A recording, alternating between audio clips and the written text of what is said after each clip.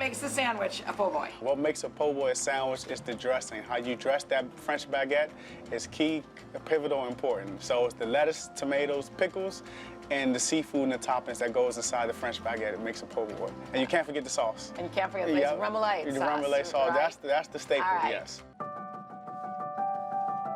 So here we have it. You made the right decision. You got in the spot. You have this fantastic cuisine.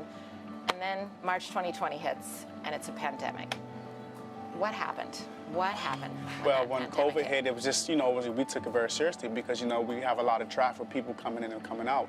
So it's just very fearful because, you still have bills, you still have responsibilities, you have family, you have staff, people that rely on us, turnover. We have people who've been working with us since day one. We have 2 locations, about 20 to 25 staff members each location. Each location? Each location. So people. we didn't know what was going to happen, what to do, and we know what the rules and the regulations about no indoor dining and 25% capacity, then back to no indoor dining, and it was real hard on us. It was very fearful. What did you do to pivot in this moment? What were the changes you had to make in the Well, pandemic? we had to make a business decision where we felt just that you know what, we're still getting billed monthly and bills don't go away, so we had to close our doors. Lucky enough, we took our staff and brought them over here, and we opened up another location. We were able to move them over there as well. It kind of balanced itself out. We got out of a situation where it was draining the cash flow, it wasn't working, it was shut down, and we were able to pivot and let people work at the newer location and still keep this one going. We understand you've had support from the Washington Area Community Investment Fund. I'll call them Wacif.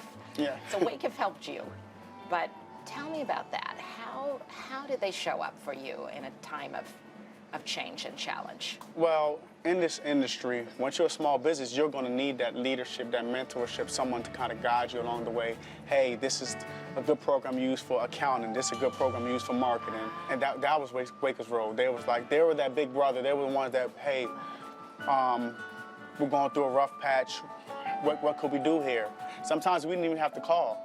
They'll call us to check in and say, hey, we have this fun meeting. We want you guys to speak. We want you guys to cater. It was just like love at first sight type of relationship. And to this day, like the growth and the expansion of Po' Boy Gym and the hospitality industry and the groups and the restaurants that we're doing they're a huge part of that.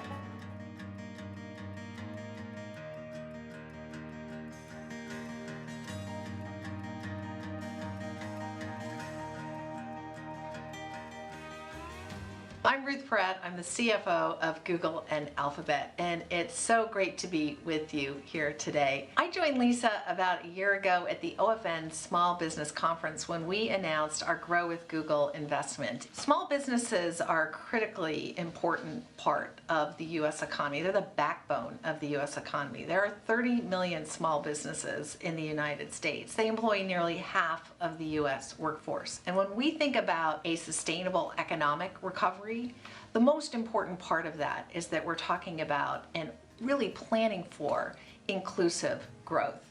And what that means is really focusing on overlooked and underserved communities. Stories like Jeff's, I really think, demonstrate the strength and resilience of small business leaders everywhere.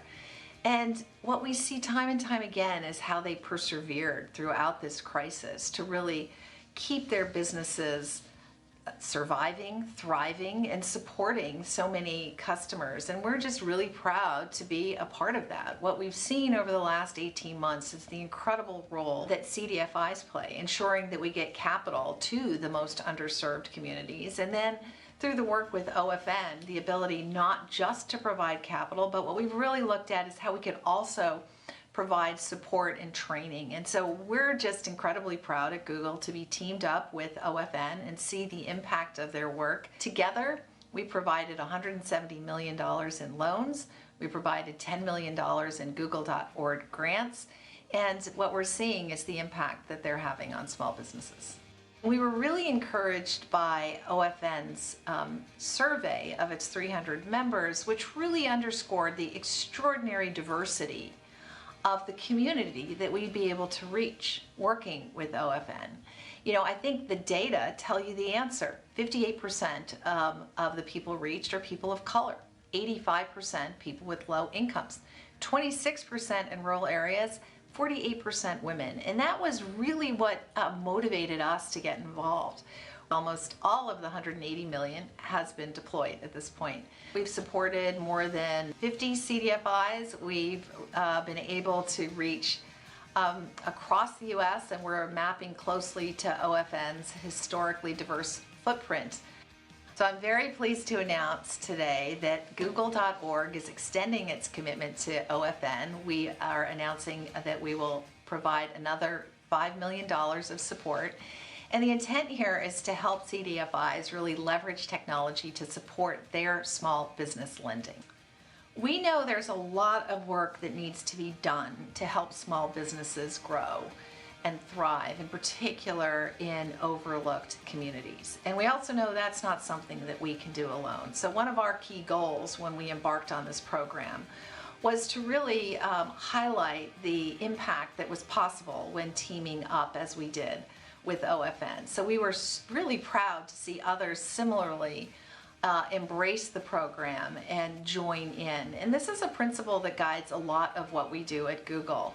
When we're tackling large problems, we fully recognize that not one company alone can solve these, but when we team up together, when we really build upon one another, when we look for best practices, then we can make a difference. And that's what we're focused on here.